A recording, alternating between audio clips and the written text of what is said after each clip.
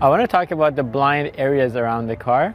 These differ from the blind spots that we'll talk about in another video. This is the areas around the car that you don't necessarily see from your point of view as a driver. So I want to demonstrate these blind areas to you by walking away from the car and having you wave at me when you see my feet.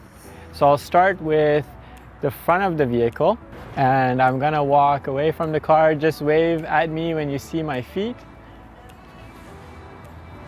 Okay, I'm gonna put a cone down and I will go to the back of the car, and let's do this looking at me through the rear view mirror.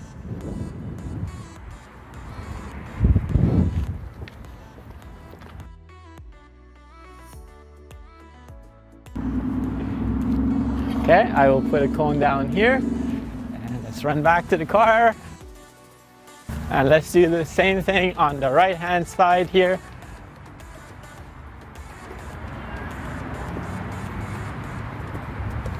Okay. And one more time over here. Let's go quickly around the car and look at these pylons, but just before we go, I don't have a fourth pylon here, but just take note of this distance from where I'm standing to where you're gonna have a line of sight as the driver. It kind of comes down from you're sitting here and you're coming down and you can't see anything pretty much all the way down to the ground here. So you should be thinking about what is it that could be hiding down here and you wouldn't be able to see as a driver, possibly a toddler or a soccer ball or a garbage can, whatever the case may be. There could be something lower that you can't see easily from where you're sitting. And if we walk back to the car here, it's the same concept. If you look from your rear view mirror, you don't see anything as you go towards that cone all the way over there. So there could literally be, I don't have a 4-year-old child to show you, but they would be walking down here and you would have no idea what's going on behind your car. And so this is why we want to be mindful of how we park when we're parking. And it's the same concept on the right side of the car. We have all the same hazards. It could be a tricycle, what have you, on the right side of the car. Plus one more thing. If you're sitting as a driver and you're looking out your right side, there's no way you're gonna see the curb as you're pulling over to the side.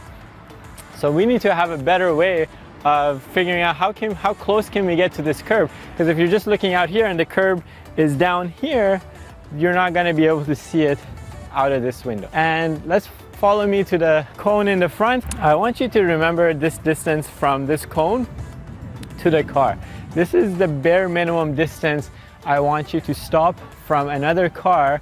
If, let's say, the car in front of you stopped at a red light, this is how far back you should be from that car. Now, you might be thinking, but I see most drivers over here, right? This is the distance they usually stop from another car. Why are you telling me to stop further back? So a couple of reasons.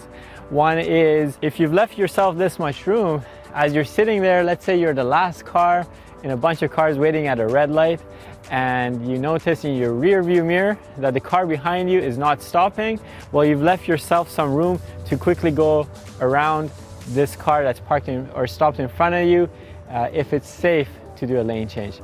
The other reason is if you're on a hill and the car in front of you is a manual transmission, maybe they're just learning to drive for the very first time, so they might roll back, and they would appreciate if you've left them a little bit more room so they're not freaking out about hitting your car. Now, we're in 2019, most cars are still combustion engines, so when they're running, they're producing exhaust until Teslas take over. If you're sitting in a traffic, the car in front of you is polluting the air, your vent here will suck that air in and you're gonna breathe it inside your cabin.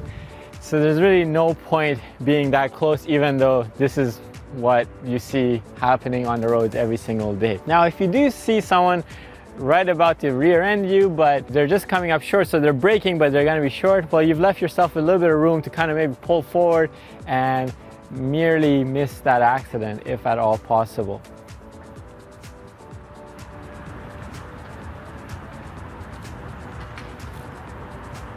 Yeah, that's good.